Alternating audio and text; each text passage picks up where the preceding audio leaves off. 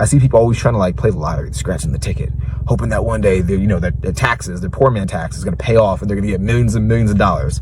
And eventually you find that guy that does get the millions of dollars. He does win. He does win the lottery. He does get rich. Now the issue is he's damaged his relationships, because now you're the rich guy that got rich overnight. So everyone looks to you to pay for all their stuff.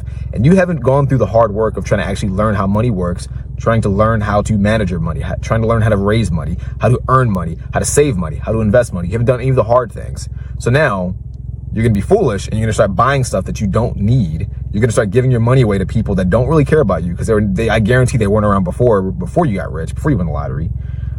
Or you're going to feel guilty and you're going to avoid your friends or your family or your relationships or whoever, and destroy your relationships because you didn't go through the necessary steps or the necessary path to get from poor or middle class or wherever you were to rich or upper class or whatever the lottery wins earned you. Does that make sense at all? So you've missed all the fundamental steps. And then what happens to most people that win the lottery? If you've read the statistics, most people that win the lottery go broke within the next like 2 to 3 years, something like that. So you got the short-term gain, which I would say is barely a gain. You didn't really gain that much. I guess you get a little bit of pleasure from maybe buying the things you've always wanted to buy.